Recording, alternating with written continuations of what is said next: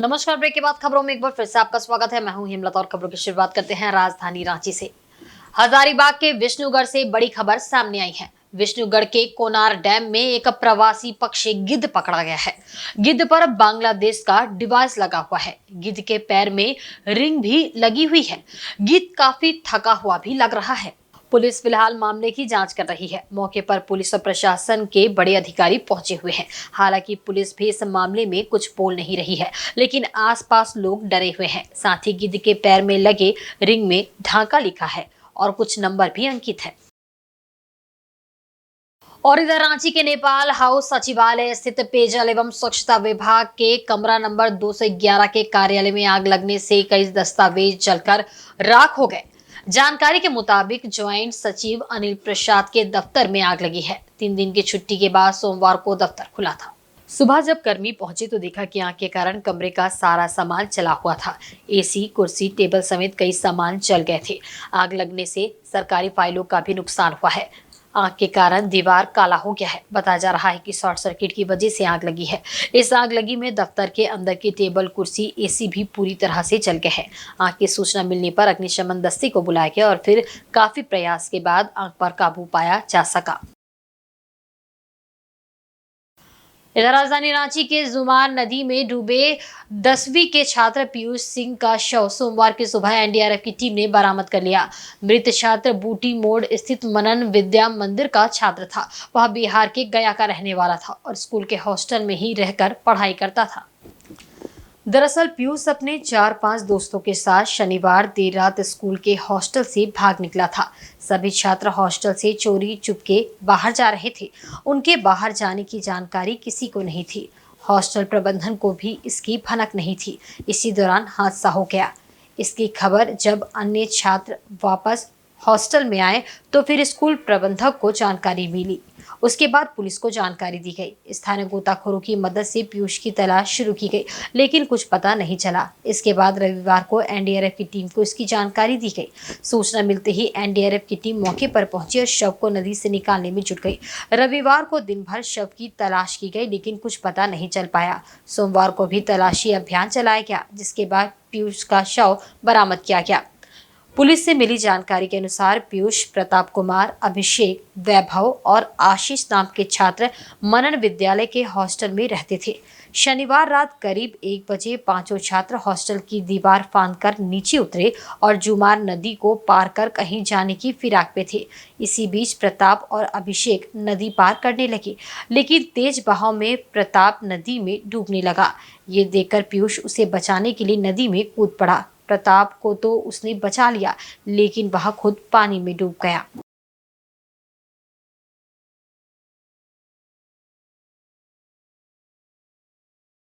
नाम बता दे। नाम क्या है? हिंदू कुमार। अच्छा, क्या आज सुबह बॉडी आप ही लोग की नज़र पड़ी? कैसे नहीं, पड़ी? हम लोग की नज़र नहीं पड़ी। हम वहाँ एक पब्लिक से बात कर रहे थे तो एक बोला कि प्राइवेट नाविक के बारे में जी। उसी जानकारी लेना चाह रहे थे। उसी टाइम वो बोले व्यक्ति कि हम नहीं आपको वहाँ पहुँचा सकते हैं, तो दूसरे व्यक्ति की इशारा करके बुलाएं। व्यक्ति ने बोला कि किस लिए, तो बोले ऐसा ऐसे घटना हुआ है कल। तो वो व्यक्ति बोला कि नहीं, वो तो बॉडी दहते हुए चला जा रहा है, आगे की ओर गया है। तो वहाँ से हम लोग दौड़ करके आगे गए। फिर एक लड़का बोला कि हाँ गया है। उससे पूछे कि बॉडी का एज कुछ पता चला, तो बोला कि वही 14 से 20 के एज का एवरेज है। तो फिर वहाँ से हम लोग, वो लड़का भी साथ गया कूदिए, तो लड़का उस तरह के अथी में नहीं हो पाया। फिर हम लोग दौड़ते हुए गए। एक रेलवे लाइन है, उससे पहले हम लोग प्रयास करके फिर एक गाँव का लड़का था, वो रस्सी टाइप के कूद दिया, उसमें कमर में बांध के कूद के और निकाले। और उसमें मेरा भाई था, वो भी खींचने में सहयोग किया रस्सी, और एक लड़का। सरायकेला जिले के आदित्यपुर पुलिस ने बाइक चोर गिरोह का भंडाफोड़ करते हुए गिरोह के 3 सदस्यों को गिरफ्तार किया है। इनके पास से एक देसी कट्टा एवं चोरी के 6 बाइक बरामद की गई है। पुलिस अधीक्षक ने सोमवार को मामले का खुलासा करते हुए बताया कि 9 अगस्त को रामकृष्ण फॉर्च्यून कंपनी के बाहर से एक बाइक की चोरी हुई थी। इस मामले को लेकर 11 अगस्त को आदित्यपुर थाना में प्राथमिकी दर्ज कराई गई थी। अनुसंधान के क्रम में रामकृष्ण फॉर्च्यून कंपनी के पास बाइक से घूम रहे 2 संदिग्ध युवकों को पकड़ा गया। पूछताछ के क्रम में दोनों बाइक से संबंधित किसी प्रकार के कागजात दिखा नहीं पाए। युवकों का नाम श्रीराम तियू उर्फ आकाश एवं विशाल कुमार महतो है। श्री राम राजनगर थाना क्षेत्र के डांडू गांव का रहने वाला है, जबकि विशाल पूर्वी सिंहभूम जिले के बागबेड़ा थाना अंतर्गत हरहर गुड्डू का रहने वाला है। दोनों युवक को पूछताछ के क्रम में थाना लाया गया। उन्होंने एक और साथी पप्पू गागराई का नाम बताया, जो खरसवा थाना क्षेत्र के धर्मजी गांव का रहने वाला है। पुलिस अधीक्षक ने बताया कि पप्पू गागराई को भी गिरफ्तार कर लिया गया है। तीनों से पूछताछ के क्रम में कुल 6 बाइक मिले हैं तथा एक देसी कट्टा भी बरामद किया गया है। सभी बाइक चोरी के हैं। 9 तारीख को उसकी मोटरसाइकिल को चोरी करने से संबंधित प्राथमिकी दर्ज कराई गई थी। तो प्राथमिकी दर्ज करते हुए जब कांड का अनुसंधान प्रारंभ किया गया तो अनुसंधान के क्रम में जिन लोगों के द्वारा बाइक की चोरी की गई थी 2 गिरफ्तारियां पुलिस द्वारा की गई है। और जब इनसे पूछताछ की गई तो सरायकेला जिला अंतर्गत पिछले 1 महीना में अलग अलग थाना से जो बाइक चोरियां हुई थी इसी गिरोह द्वारा चोरी की गई थी, जिसमें सरायकेला थाना से 2 बाइक्स, आदित्यपुर से 1 बाइक, RIT से 1 बाइक और राजनगर से 1 बाइक, कुल 5 चोरी की बाइक को रिकवर किया गया है। इसके अलावा एक दूसरी बाइक JH05DC 6916 जिस बाइक का इस्तेमाल ये गिरोह रेकी के रूप में करता था उसको भी बरामद किया गया है। इस गिरोह के कुल 3 सदस्यों को गिरफ्तार किया गया है, जिसमें एक श्री राम तियू राजनगर थाना से रहने वाले हैं, विशाल कुमार महतो बागबेड़ा थाना का है और पप्पू गागराई खरसावा थाना का है। वहीं जमशेदपुर के परसुडी थाना अंतर्गत सलगाजुड़ी में रेलवे द्वारा बनाए जा रहे पुलिया के पास पानी से एक व्यक्ति का शव बरामद हुआ है। निर्माण कार्य में लगे कुछ मजदूरों ने सोमवार सुबह शव को देखा, जिसके बाद इसकी सूचना पुलिस को दी। पुलिस मौके पर पहुंची और शव को जब्त कर पोस्टमार्टम के लिए भिजवाया। फिलहाल शव की पहचान नहीं हो सकी है। कंस्ट्रक्शन कंपनी के कर्मचारी अभिषेक अग्रवाल ने बताया कि मृतक कौन है, कैसे घटना हुई है, इसकी जानकारी उन्हें नहीं है। बस शव को देखने के बाद तत्काल इसकी सूचना पुलिस को दी गई है। उन्होंने बताया कि मजदूर जब काम करने पहुंचे तो पानी में शव को देखा। फिलहाल पुलिस द्वारा शव को कब्जे में लेकर जांच पड़ताल शुरू कर दी गई है।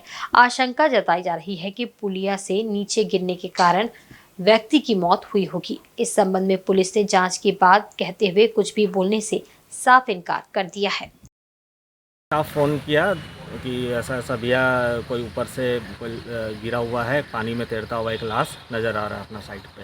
तो हम आए देखे कि ऊपर लाश तैर रहा है, ऐसे चेहरा नहीं पता नहीं चल रहा क्या है, लग रहा है कि ऊपर से फिसल के गिर गया। तो फिर हम स्थानीय प्रशासन को सूचना दिए तो वो आए और वो आगे की फिर लाश को अपने कब्जे में लेकर अपनी कार्रवाई कर रहे हैं। राज्य निर्वाचन आयोग लोकसभा चुनाव में महत्वपूर्ण सहयोग करने वाले BLO को सम्मानित करेगा। यही नहीं, मतदान के प्रति वोटरों को और अधिक उत्साहित करने के लिए चुनाव क्विज कराया जाएगा। राज्य के मुख्य निर्वाचन पदाधिकारी ने सोमवार को अपने कार्यालय में लोकसभा चुनाव के स्टैटिस्टिकल बुक के अनावरण के दौरान ये जानकारी दी। राज्य के मुख्य निर्वाचन पदाधिकारी के रवि कुमार ने कहा कि लोकतंत्र का महापर्व लोकसभा चुनाव 2024 बड़े ही शांतिपूर्ण और निर्विवाद ढंग से संपन्न हो गया। यही नहीं, कई मामलों में गत चुनावों की अपेक्षा ये चुनाव बहुत सफल और उत्साहवर्धक साबित हुआ। चुनाव को सफल बनाने में BLO के प्रयासों को नकारा नहीं जा सकता। इसलिए निर्वाचन आयोग प्रत्येक विधानसभा क्षेत्र से 3 दिन BLO को पुरस्कृत करने जा रहा है। BLO अवार्ड का एक ही मुद्दा है, हम लोग को फील्ड में काम करने वाला सभी BLO को मोटिवेट करेंगे। पूरा झारखंड में 29,562 BLOs काम करता है। उनका एक इलेक्शन में उनका बहुत बड़ा भूमिका रहती है। सच्चाई में देखेंगे उनका रिनमरेशन भी उसी हिसाब से नहीं करके भी बोल सकते हैं, यूटी के पार्ट टाइम लोग। उनका एक मोटिवेट करने के लिए एक कार्यक्रम अरेंज किया जा रहा है। उसमें हम लोग इसी बार एक डिटेल वे में लास्ट लोकसभा इलेक्शन में भी उन लोग बहुत बढ़िया से काम किया। इसी का देखते हुए हम लोग इसी का सिलेक्शन करते हुए इसमें कुछ BLO का हम लोग का राज्यपाल महोदय से हम लोग को सम्मानित करेंगे NBD में। ये इसी का मतलब उसका बाकी जिला लेवल पर है, उनका जिला लेवल पर DO है, उनका वो अवार्ड देंगे। बाकी का हम लोग यहाँ पर स्टेट लेवल पर लेके आके NBD का दिन में हम लोग को राज्यपाल का माध्यम से उसका BLO का हम लोग गत लोकसभा चुनाव में वोटरों का अभूतपूर्व उत्साह देखने को मिला। खासकर नए और युवा वोटरों ने मतदान प्रक्रिया में बढ़ चढ़कर हिस्सा लिया। निर्वाचन आयोग वोटरों के इस उत्साह को न सिर्फ बरकरार रखना चाहती है बल्कि उसमें और इजाफा करना चाहती है। इसलिए आयोग एक चुनाव क्विज कराने जा रहा है। पहले ऑनलाइन माध्यम से हर एक जिले से एक एक विजेता चुने जाएंगे और फिर समारोह पूर्वक क्विज आयोजित कराकर उनमें से 3 अव्वल विजेताओं को क्रमशः 50, 30 और 20 हजार की पुरस्कार राशि दी जाएगी। मुख्य निर्वाचन पदाधिकारी ने कहा कि पहले मतदाता सूची और मतदान पहचान पत्रों में भारी त्रुटियां रहती थी। वोटर और उसके माता पिता के नाम से लेकर जन्मतिथि और आवासीय पता में गड़बड़ी को लेकर लगातार शिकायतें मिलती थी, लेकिन इसमें काफी हद तक सुधार कर लिया गया है और ऐसी त्रुटियों पर विराम लगा है। प्रेस वार्ता के दौरान लोकसभा चुनाव 2024 के स्टैटिस्टिकल बुक का अनावरण किया गया। साथ ही चुनाव क्विज और सैल्यूट टू बीएलओ अवार्ड का पोस्टर भी जारी किया गया। हम लोग इस बार एक क्विज अरेंज करवा रहा है यूथ का मोटिवेट करने के लिए। वो भी ज्यादा तरफ से वो कॉलेज में पढ़ने वाला, कोचिंग सेंटर में पढ़ने वाला, उनका एक थोड़ा सा इलेक्शन का दिन में उनका टर्नआउट थोड़ा कम दिखती है उसको। ये भी हम लोग का वो लास्ट 2 इयर्स में हम लोग का कितना 18-19 एज ग्रुप का वोटर्स का रजिस्ट्रेशन बहुत ही अच्छा संख्या में बढ़ी। फिर भी हम लोग का और भी हम लोग का गैप महसूस कर रहा है। उसी का फिलअप करने के लिए कार्यक्रम करवा रहा है। उसमें उनका हम लोग अभी इंडिया स्टैट्स ऑर्गेनाइजेशन है, हम लोग के साथ में काम करेंगे। ये बेसिकली टोटली नॉन फाइनेंशियल है। वो भी है उनका एक मोटिवेशन झारखंड में काम करने के लिए हम लोग से अप्रोच किया था। सर, मैं आप लोगों के साथ में एक क्विज प्रोग्राम कंडक्ट करना चाहता हूँ, हम लोग का करेंगे उसमें। इसमें उनका भी नॉन फाइनेंशियल है, इसलिए हम लोग को भी अच्छा लगा उसमें। ठीक है, हम लोग को बाकी कितना हम लोग कर सकते वो कर लेंगे। इसमें रजिस्ट्रेशन का कार्यक्रम हो गया आपका 16 to 26 तक। उसके बाद 29 को एक ऑनलाइन क्विज का कॉम्पिटिशन होगी। उसमें पूरा स्टेट से पार्टिसिपेट करेंगे। उसमें एक जिला के एक व्यक्ति की सिलेक्ट होगी। उसका 24 को हम लोग झारखंड में एक बड़ा ऑडिटोरियम हम लोग को प्लान कर रहा है। वहां पर एक अच्छा स्टैंडर्ड का हम लोग एक क्विज प्रोग्राम कंडक्ट करके उसमें 3 व्यक्ति का आइडेंटिफाई करेंगे। फिर वो जिला लेवल पर आइडेंटिफाई कराएंगे, उनका भी हम लोग भेज देंगे। इसमें आप लोग के माध्यम से वो सभी स्टूडेंट का इसमें इलेक्शन में इंटरेस्ट करने वाला सबको अनुरोध है, आप अपने निबंधन करें। इसमें एज लिमिट एक ही रखा है, ये वोटर्स होना चाहिए। वहीं federation of Jharkhand chamber of commerce and industries ने झारखंड बिजली वितरण निगम लिमिटेड द्वारा बिजली दर में प्रस्तावित वृद्धि पर विरोध जताया है। सोमवार को रांची के चैम्बर भवन में आयोजित प्रेस वार्ता में चैम्बर के सदस्यों ने JBVNL के इस निर्णय को जन विरोधी और राज्य विरोधी करार दिया। फेडरेशन के सदस्य अजय भंडारी ने मीडिया से कहा कि विभाग के इस निर्णय का सबसे अधिक प्रभाव राज्य के कमजोर और निम्न आय वर्ग के लोगों पर पड़ेगा। उन्होंने कहा कि बिजली के टैरिफ को तय करने के लिए जो तरीका अपनाने की कोशिश हो रही है वह बेतुका और समझ से परे है। एक और जहां राज्य सरकार लोगों को 200 यूनिट बिजली फ्री देना चाहती है, वहीं नए टैरिफ में लोगों पर भारी भरकम आर्थिक भार डालने की कोशिश हो रही है। उन्होंने कहा कि बिजली वितरण निगम को इस निर्णय को वापस लेना चाहिए। जो हम लोग देख रहे हैं, इन्होंने भ्रमित करने के लिए फिक्स्ड चार्ज का सहारा लिया है। आम आदमी क्या देखता है कि दर क्या है, 6 रुपये थी, अब कितनी हो गई, 9 रुपये, 3 रुपये बढ़ गई। तो ये उसके एक कदम आगे जाके फिक्स्ड चार्ज इन्होंने दुनिया भर का, जैसे छोटे उद्योग का 100% फिक्स्ड चार्ज बढ़ा दिया। फिक्स्ड चार्ज क्या है कि जो हमारे प्रतिष्ठान तक बिजली पहुंचाने में इनका खर्चा हुआ था, वो खर्चा ये फिक्स्ड चार्ज के माध्यम से हमसे लेते हैं। अब सपोज हमारी गली में 10 उद्योग हैं, पिछले 40 साल से वो 10 उद्योग फिक्स्ड चार्ज दे रहे हैं। आपने जितना पैसा खर्च किया था महोदय, उससे तो कई गुना ज़्यादा आप ऑलरेडी ले चुके हैं हमसे। अब उसको 100% और बढ़ाने की इन्होंने प्रपोजल दी है। नियामक आयोग का तो हम लोग क्या ही कहें, it is an extended arm of JBVNL। वो नियामक आयोग तो है नहीं, वो तो बिजली बोर्ड का ही एक विभाग होके रह गया है। बोर्ड आता है, अपना कागज़ देता है, 3 महीने के अंदर कहाँ से भाई साहब टैरिफ बढ़ता है। ये सरकार कह रही है औद्योगिकरण होगा, छोटे उद्योग लगें, 75% आपको लोकल एम्प्लॉयमेंट देनी है, उद्योग बचेगा तब ना एम्प्लॉयमेंट देंगे। तो हमारा तो आपसे नम्र निवेदन है कि जितना चीख पुकार सरकार के कानों तक पहुंचने के लिए आवश्यक है, हम लोग सब मिल के करें।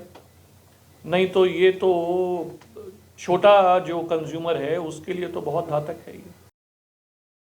सरायकेला जिले भर के होटलों में ठहरने वाले सभी प्रकार के लोगों का वेरिफिकेशन अब गेस्ट वेरिफिकेशन सिस्टम के जरिए होगा। इससे जिला पुलिस को विभिन्न मामलों के अनुसंधान में परेशानी का सामना नहीं करना पड़ेगा। उन्हें होटल में रहने वाले लोगों का डाटा एवं सभी प्रकार का विवरण ऑनलाइन ऐप के माध्यम से उपलब्ध होगा। Jamshedpur hotel and restaurant association की ओर से आदित्यपुर के एक होटल में सोमवार को गेस्ट वेरिफिकेशन सिस्टम का शुभारंभ किया गया। इस कार्यक्रम में डीआईजी मनोज रतन चौथे, सरायकेला एसपी मुकेश लुनायत मुख्य अतिथि के रूप में उपस्थित थे। इसमें मुख्य रूप से होटल व्यवसाय से जुड़े सभी व्यवसायियों से आग्रह किया गया कि होटल में आने वाले सभी लोगों का online app guest verification system में एंट्री करें। डीआईजी ने कहा कि गेस्ट वेरिफिकेशन सिस्टम में डाटा अपलोड होने के बाद जिला पुलिस एनआईसी के माध्यम से इसे मॉनिटरिंग कर सकती है और पुलिस के लिए ये काफी लाभकारी होगा। विभिन्न मामलों में अनुसंधान के क्रम में पुलिस को काफी सहूलियत होगी। Jamshedpur hotel and restaurant association के अध्यक्ष रविश रंजन ने कहा कि होटल में कमरा बुकिंग के दौरान रहने वाले लोगों का रियल टाइम फोटो एवं सभी प्रकार के डाटाबेस प्राप्त हो जाएगा। सरायकेला पुलिस एवं जमशेदपुर होटल एवं रेस्टोरेंट एसोसिएशन द्वारा गेस्ट वेरिफिकेशन सिस्टम का इनॉग्रेशन यहाँ पे हुआ है। एनआईसी द्वारा इस सिस्टम को डेवलप किया गया है। इस सिस्टम में जो होटल्स ऑन बोर्ड रहेंगे, उस होटल में आने वाले सभी गेस्ट का रियल टाइम डिटेल संबंधित थानों में जमा हो जाएगा, जिससे कि थानों में हम लोगों को रियल टाइम बेसिस पे सूचना मिलती रहेगी कि कौन गेस्ट कितने दिन तक किस होटल में ठहरे हैं। कई बार हम लोग ये देखते हैं कि सिटीज़ में क्राइम होता है और जो क्रिमिनल्स है वो आउटस्कर्ट्स के होटल में जाकर के ठहरते हैं और उसके बाद इत्मीनान से वो 4 दिन 5 दिन के बाद वहाँ से बाहर भाग जाते हैं। तो इस तरह के सिचुएशन में कई बार हम लोगों ने देखा है कि होटल ओनर्स को भी पुलिस की तरफ से पूछताछ के दौरान परेशानी का सामना करना पड़ता है। तो ये जो इनिशिएटिव सरायकेला पुलिस और एसपी सरायकेला द्वारा आज लिया गया है, मुझे लगता है कि आगे आने वाले दिनों में ये काफ़ी महत्वपूर्ण और उपयोगी साबित होने वाला है। जहाँ तक इस माध्यम से है कि हम लोग जो किसी भी चीज़ को अगर हम लोग बड़े रूप में देखें तो सबसे बड़ा चीज़ है कि हम हर साल अराउंड 45 से 50 लाख रुपया कॉस्ट सेविंग कर रहे हैं। उतना पेपर बच रहा है, उतना मैन पावर कॉस्ट बच रहा है और उतना हरासमेंट नहीं होता कि अभी हमें 3 से 6 किलोमीटर हर दिन अपने आदमी को भेजना है, बारिश हो रहा है, कर्फ्यू है, कि पुलिस वेरिफिकेशन सिस्टम में हमको पेपर भेजना होता था और उस पेज का कोई मतलब नहीं था, क्योंकि end of the day safety हमें होटल का भी चाहिए, सेफ्टी हमें गेस्ट का भी चाहिए। और यहाँ पे क्या होता है कि आप रियल टाइम में उनका फोटोग्राफ ले रहे हैं। वर्ल्ड एलिफेंट डे के मौके पर वन, पर्यावरण और जलवायु परिवर्तन विभाग द्वारा रांची के निजी होटल के सभागार में एक कार्यशाला आयोजित की गई। कार्यक्रम के दौरान एक परिचर्चा का भी आयोजन हुआ, जिसमें हाथियों के बदलते बिहेवियर और उनकी सुरक्षा से लेकर आए दिन उनसे होने वाले जान माल के नुकसान को रोकने के उपायों पर चर्चा की गई। रांची में वर्ल्ड एलिफेंट डे पर आयोजित कार्यशाला को संबोधित करते हुए IISc बेंगलोर के साइंटिस्ट डॉक्टर सुरेंद्र वर्मा ने हाथियों के संरक्षण और उनको उचित आवासीय माहौल प्रदान करने पर जोर दिया। उन्होंने कहा कि हाथियों के व्यवहार को समझकर उनके लिए उचित प्रबंधन की आवश्यकता है ताकि जान माल का नुकसान न हो। कार्यक्रम को संबोधित करते हुए भारतीय वन सेवा के अधिकारी शशिकर सामता ने कहा कि हाथी भोजन की तलाश में अपने निवास क्षेत्र से बाहर आते हैं। उन्होंने कहा कि हमें ऐसा प्रयास करना होगा कि उनके लिए वनों में ही भोजन की पर्याप्त उपलब्धता हो और वे जंगलों से बाहर ही ना आवे। कुछ किया गया है, मतलब जो मेजर सोल्यूशन ये होगा कि हाथी का जो कॉरिडोर या जो भी उनका एरिया है उससे उसको बाहर निकलने का मौका ही न मिले।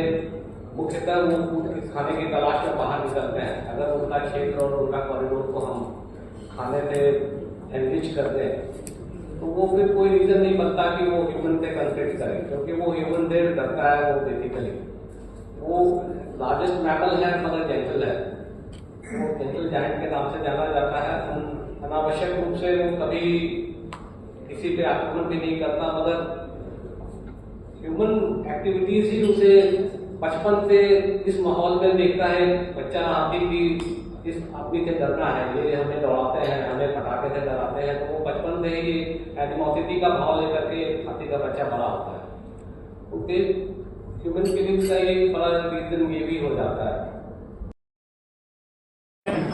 हाथी के साथ में किस तरह का मैनेजमेंट किया जाए ताकि जो ह्यूमन एलिफेंट कॉन्फ्लिक्ट है वो कम हो, जो हाथी से जो जान माल की क्षति होती है, विशेषकर जो मृत्यु होती है, उसके दर को कम किया जाए, हाथी के बिहेवियर को ज़्यादा से ज़्यादा समझा जाए। हर एक झुंड का अलग अलग बिहेवियर होता है तो उसको समझने की ज़रूरत है। इसलिए हम लोग एक्सपर्ट्स का इसे मदद लेंगे और एक्सपर्ट्स के मदद के साथ और आज हम लोग WWF इंडिया के साथ जुड़ रहे हैं, उनकी भी सहायता लेंगे। वहीं बांग्लादेश में व्याप्त हिंसा के बीच हिंदुओं पर हो रहे हमले को लेकर जमशेदपुर की संस्था डॉक्टर एसबी फाउंडेशन ने चिंता जाहिर की है। इसे लेकर फाउंडेशन के संस्थापक डॉक्टर TK चटर्जी ने सोमवार को जिले के उपायुक्त से मुलाकात की और उन्हें भारत सरकार के नाम एक मांग पत्र सौंपा। डॉक्टर TK चटर्जी ने बताया कि बांग्लादेश में अल्पसंख्यक हिंदुओं पर अत्याचार हो रहे हैं। हाल में उनकी संस्था से जुड़े बांग्लादेश के अध्यक्ष डॉक्टर दिलावर हुसैन पर बांग्लादेश के कट्टरपंथियों द्वारा जानलेवा हमला किया गया। ये हमला एक सोची समझी राजनीतिक साजिश थी। बांग्लादेश के कट्टरपंथियों के द्वारा तमाम राजनीतिक विरोधियों का नामो निशान साजिश के तहत मिटाना चाहती है। हिंदुओं की हत्या की जा रही है। उन्होंने उपायुक्त के माध्यम से भारत सरकार को एक मांग पत्र सौंपकर इस मामले में हस्तक्षेप करने की मांग की है। मामला को लेके आए, मैं doctor TK Chatterjee doctor SP foundation के डायरेक्टर हूँ। ये एक इंटरनेशनल संगठन है। हमारे बांग्लादेश चैप्टर के जो डॉक्टर दिलवार हुसैन, उनका ऊपर में कई दिन पहले 4 तारीख को उन्होंने रिपोर्टर भी है, तो उनको रिपोर्टिंग करने के लिए गए हुए थे। तो वहाँ पर क्या हुआ कि कई लोगों ने उनका एकदम फोटो नहीं खींचेगा ये सब बोल के उनका कैमरा तोड़ दिया और उनको ऊपर में पत्थर से वार किया, जानलेवा हमला किया। उन्होंने बच गए क्योंकि हेलमेट पहने हुए थे, इसीलिए।